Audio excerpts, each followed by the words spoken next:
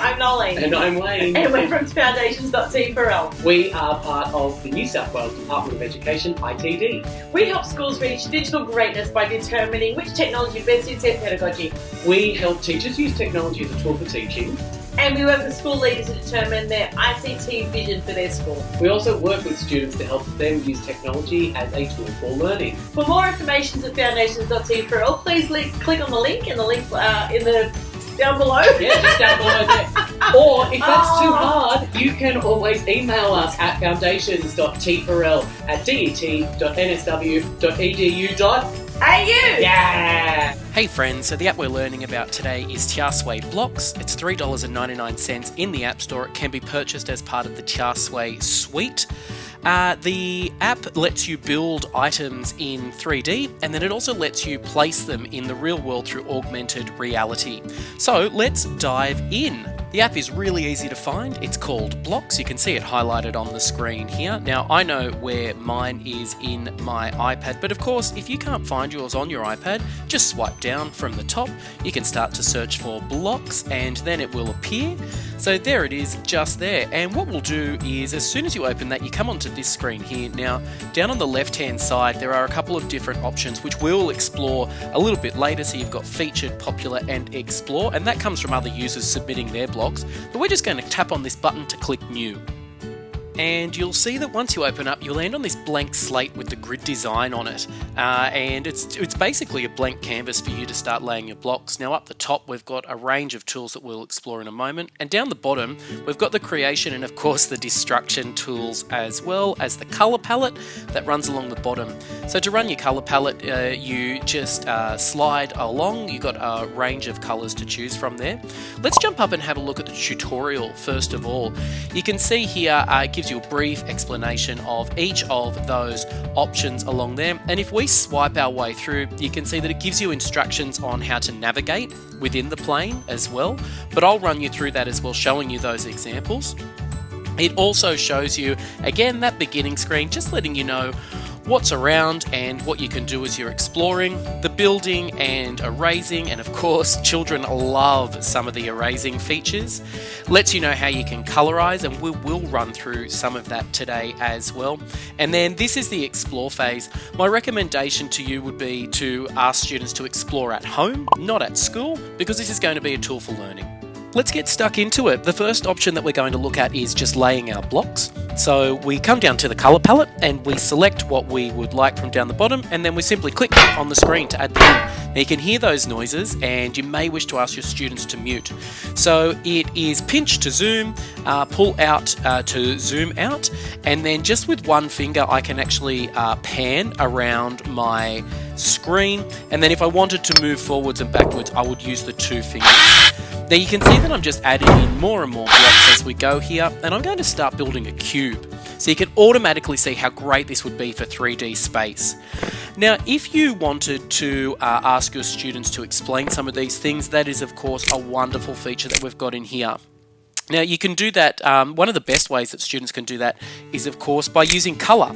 So you can see here that this is going to be a cube, and you can see that I've got 3 by 3 by 3, and I've differentiated that with my colour.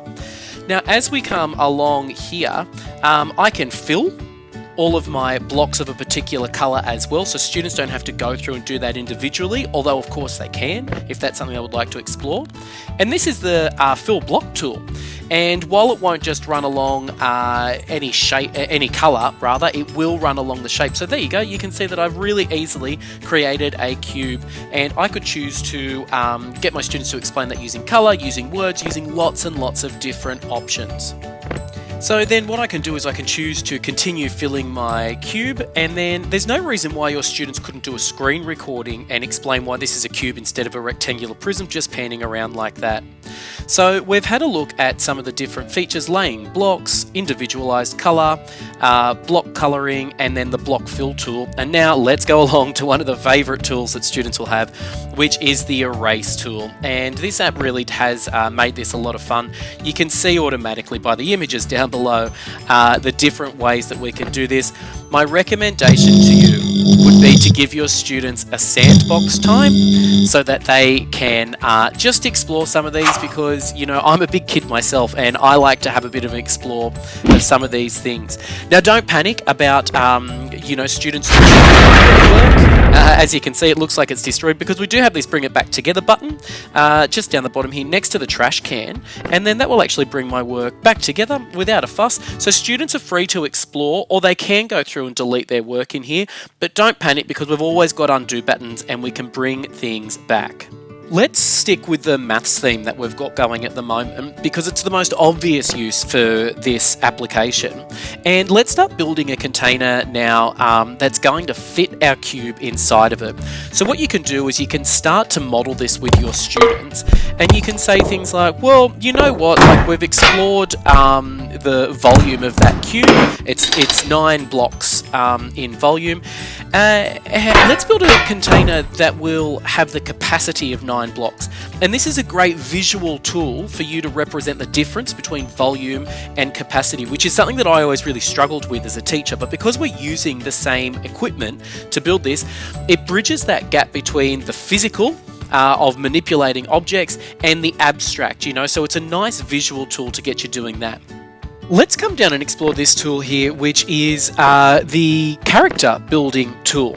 Now, I'm really reluctant to say that this is limited to English, because your students don't just have to create characters, they can also create animals, they could create different ideas of people, they could create historical figures, lots and lots of different options for your students to start to explore here. So, you know, giving them a purpose to use this tool is really great, but also, again, just using it as a sandbox for them to explore. And one of the best ways that students can showcase their learning here is by using the augmented reality tool. So it's this red button that sits up the top here, and what this will do is will bring our creations into the real world. So I'll tap on that and let's have a look and see where that takes us. It'll open up the camera and you can see the top of my desk here, and it's asking you to find a flat surface, and once you have, you can just tap on it, and then that will bring your creation, whatever you've built from your entire plane in on top of your desk. You can see these plus buttons here. It's letting me know that it's found another flat surface, so if I tap on that, it just moves my creation up, and I could maybe even have a look underneath to see what's going on there, so you can really get a sense of 3D objects. There's butter. It wouldn't be a video without butter in it. But as you can see, you can start to get students to really explore their characters, explore their shapes, explain things that are going on. You can take a photo using the camera tool in the right, it'll let you know, or again, you can just use screen record like I have done here. And then when you're done, just click the back button in the top left. I hope that that gives you a bit of an overview about the possibilities that are in this app. Now, of course, we've just rushed through everything here today, but giving your students time to explore is a great idea. Speaking of exploring, that green share button up the top, again, I would really recommend that you ask your students to explore that option at home. If we want to go back to our home screen, we can come down here, and these are all submissions from other people. So you can see that we've got featured items, and again, you get a real sense of what's possible with time and practice within this app. Now, over on the left hand side, we've also got popular and explore. These are lots and lots of different options. As you can imagine, Minecraft features very heavily within this app. And the way that I like to explain this to teachers is it's got a hook automatically because of Minecraft, but it's Minecraft Lite. We don't need to learn control tools, we don't need to learn navigation tools, we're able to just jump in straight away. Again, if your students want to explore this at home, they can go through and do that. I've found that it's just been a really great app for students to build things and to be able to explain things either using photographs or using that video record feature. And then we come back to the home screen where we can click plus for a new blocks. Look, I really hope that you've enjoyed learning about Tayasui Blocks today, and that maybe you'll find a use for it in your classroom. If you do want to get in contact with us, you can use the bit.ly link that's on your screen, or you can of course email us at foundations.tforl@det.nsw.edu.au. You can follow us on Twitter at foundations.tforl, or you can follow myself or the fabulous Noelene Callaghan. Thanks for watching, have a great day.